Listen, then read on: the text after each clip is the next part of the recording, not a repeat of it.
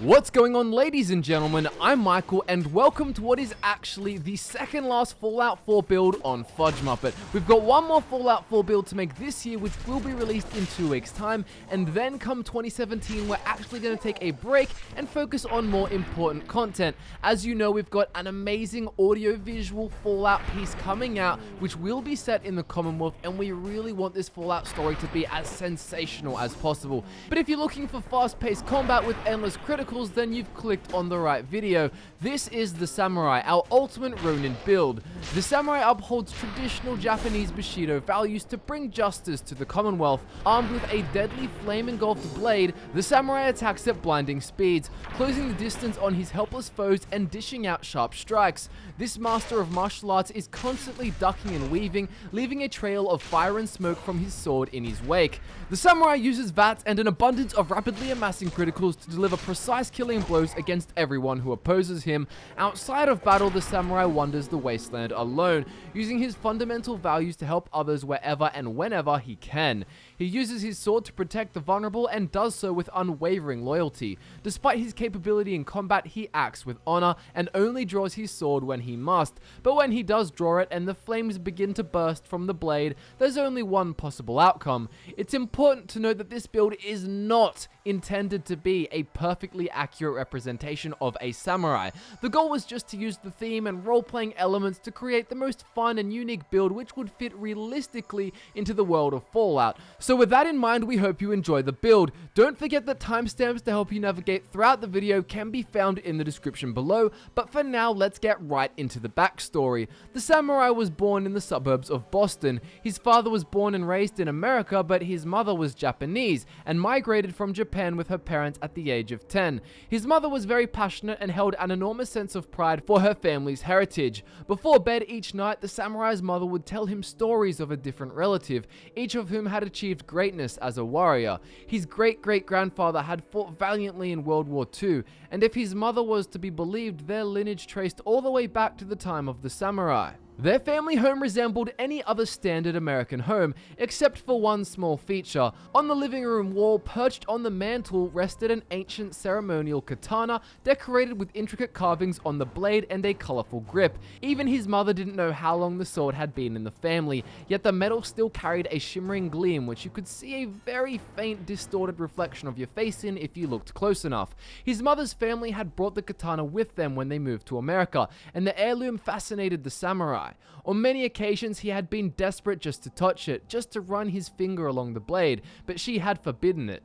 To stay active, the samurai's mother directed him away from sport and into martial arts, enrolling him in the most renowned judo gym in Boston. The samurai relished his time here. When he wasn't training, he was daydreaming about training, much to the dismay of his school teachers. His judo instructor was an old Japanese man. His English wasn't perfect, but he compensated with immense knowledge of the martial art and overall wisdom. He had remodeled the standard gym to resemble an ancient Japanese dojo, with sheathed katanas and old porcelain plates decorating the walls and large sliding paper doors in place of their Western alternatives. This, combined with his love for the art form, amplified his obsession with Japanese culture, and one particular night after judo, his instructor had told him about the art of kenjutsu, in which samurai would incorporate the use of swords into their martial arts. He watched in awe as his master demonstrated it to him. When he returned home, he couldn't sleep. He could only think about how captivating kenjutsu was. After his parents fell asleep, the samurai crept downstairs and into the living room. He stood directly in front of the ceremonial katana and stopped, holding his breath. He listened closely to the silence to be sure he wouldn't get caught, and then carefully removed the sword from the mantle. Moving as quietly as he could, he opened the back door to the garden. In the middle of the garden, there was a large patch of grass, perfectly spacious for his routine. There was little light in the gardens, but the dim silver glow of the stars reflected off of the blade, causing an optical illusion in which the katana seemed to be glowing. He danced gracefully, ending each movement with a smooth sweep of the sword. As the weight of the weapon became familiar, he began to swing harder and faster. The fiercer the swing, the more he could hear the sharp blade slash through the cool night air. He practiced until he was covered in sweat and panting from exhaustion. When he finished, he meticulously wiped wiped down the blade and replaced it on the mantle. The thrill of using the katana against his mother's will had significantly contributed to the excitement, and the samurai could not wait to do it again. The samurai continued to train at the dojo into his adolescence, and one day he noticed a girl had joined the class. She caught his eye immediately, and he often found himself losing concentration and glancing in her direction. Eventually, he worked up the courage to invite her over to his house after class. To his surprise, she accepted without hesitation. When she arrived, she noticed the katana sitting majestically on the mantle and asked the samurai if she could hold it.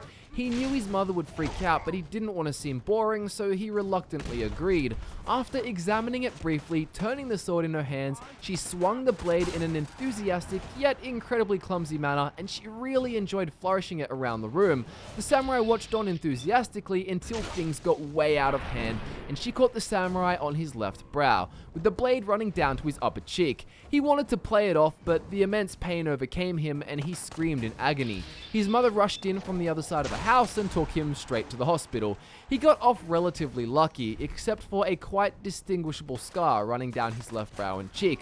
Obviously, as you would expect, the samurai was never allowed to go near the sword again. After finishing school, he continued to keep in touch with the girl, despite what she had done to him. She still liked him, and he forgave her actions. The samurai's only real skill had been fighting, and he was in great shape, so he decided to join in a real battle and enlisted in the military. He served a full term before returning to settle down with the girl who had given him his scar, but that was short-lived, as on the 23rd of October 2077, the bombs fell and they were rushed into Vault 111. After waking up in the vault, the samurai will seek revenge on those who wronged his family in order to protect their honor. He will loosely follow the values and beliefs of Bushido. This means he will not take more than he needs. He will be loyal to those he aligns with. He will work on mastering his combat craft, and most importantly, he will always opt for the honorable choice. In regards to factions, he will object to most of them, noticing their flaws and selfish goals. He respects the Railroad's good intentions, but believes they risk far too many innocent lives for a goal that just isn't worth that cost. The Brotherhood's treatment of all but their own appears brutish to the samurai. He cares about fighting prowess, which the Brotherhood do excel in, but he would not put himself above the common people. He would prefer to use his skills to help and protect them. As for the Institute, their lack of interest in anyone outside their faction, despite them having the technology to save endless lives, is dishonorable. The samurai will side with the Minutemen, as their main focus revolves around being trustworthy and aiding the less fortunate. This resonates with the samurai's values, and he will help them however he can.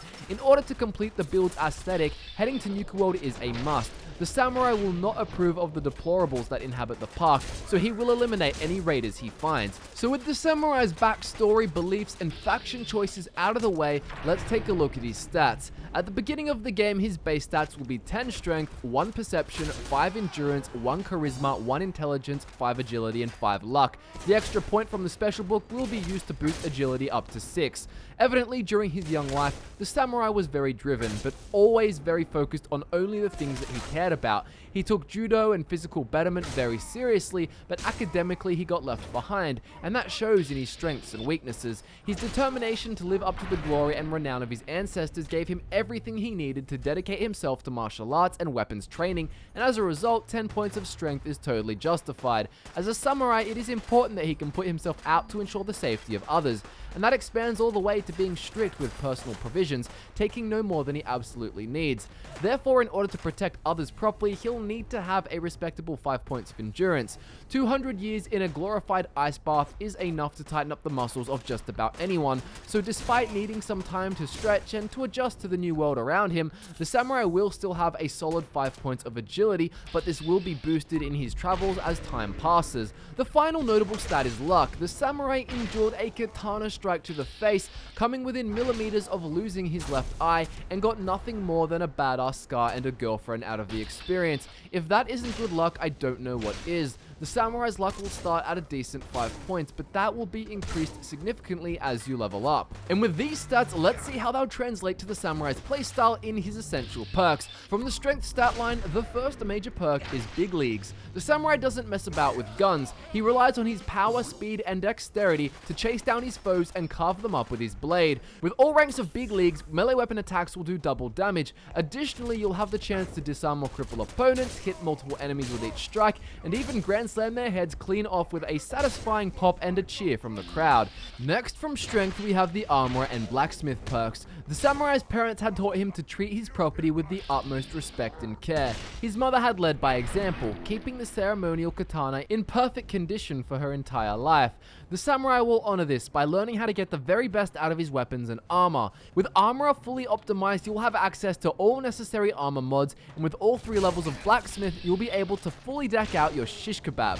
Lastly, we have the rooted perk. The samurai doesn't flee from a fight. He stands firm and backs his abilities entirely. And with the rooted perk, his power will be magnified when standing his ground. With all ranks undertaken while standing still, you'll gain plus 50 damage resistance, and melee attacks will deal 50% more damage. You'll even be so intimidating that you may sometimes automatically disarm melee weapon wielding enemies who swing at you. The samurai is far from charismatic. He is pure and kind, but he's very much a loner for the most part. However, in order to capitalize on that one trait, we suggest dropping 1 perk point into the base stat. Once the corresponding bobblehead has been located, it'll open the door to the Lone Wanderer perk. Once that's available, you'll want to fully invest in it. After doing so, you'll take 30% less damage on the whole, your carry weight will be increased by 100 pounds, and you'll deal 25% more damage overall. And you'll gain a bonus 25 action points, all while traveling without a companion, of course. Next up, we have agility. From this stat line, we recommend dropping 2 points into the base stat.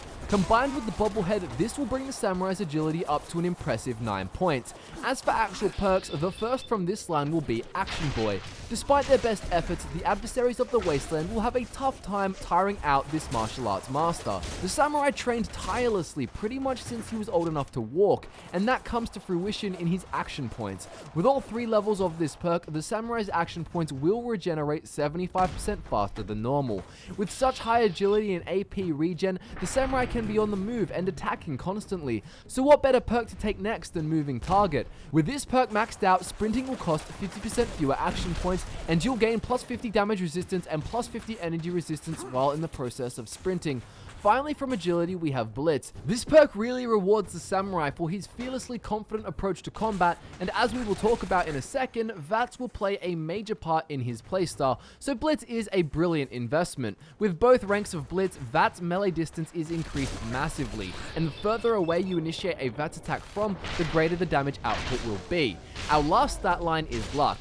In order to get the most out of it, you'll want to drop 3 perk points into the base stat, and then we'll get 3 levels of Bloody Mess. This perk adds an extra degree of fun to melee builds like the samurai, as the force of his blows will cause enemies to explode into a gory red paste, but it also has some statistical benefit. At level 3, it'll give you a plus 15% boost to damage in combat.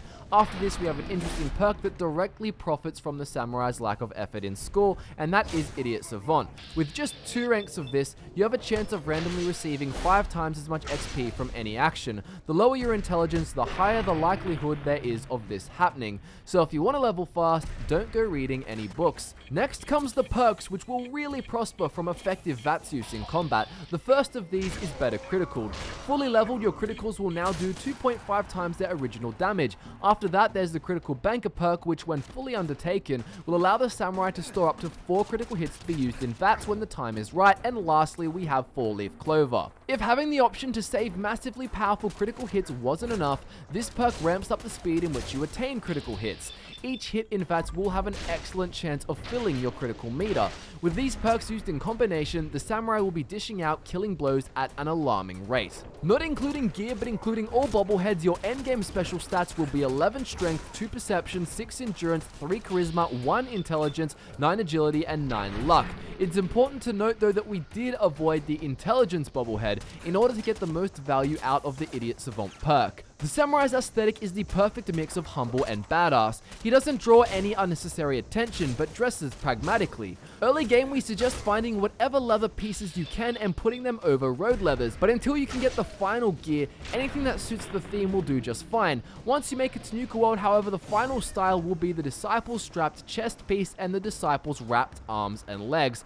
Underneath this, you'll want to wear the wrap and ripped jeans. Other notable cosmetic features of the samurai are his hairstyle and ethnicity. He is half Japanese, so a Japanese face is important as well as the Ronin hairstyle. As for weapons, the samurai will use the shish kebab enhanced with extra flame jets. This sword looks and feels sensational, and it's hard to argue against using a sword that literally emanates fire. It also reminds him of the old katana that once caused him so much pleasure and so much pain. The samurai will not travel with any companions, he's more of a lone wolf. Traveling alone will ensure that he gets all the benefits from the Lone Wanderer perk. The samurai values settlements, but not so much the actual process of building them. He is more focused on making sure settlements are provisioned and protected, as his primary focus is on the well-being of the people he is loyal to. He doesn't have the charisma and intelligence to properly build the communities, so he will make himself useful with his sword and his honor. Alright guys, be sure to hit that like button and subscribe to FudgeMuppet if you haven't already. That concludes this week's Fallout 4 Build the Samurai. If you enjoyed the video, be sure to show your support by sharing the video with your friends. Don't forget the timestamps as well as links to our social media accounts can be found in the description below. But as always guys, thank you so much for watching. I've been Michael and I'll see you next time.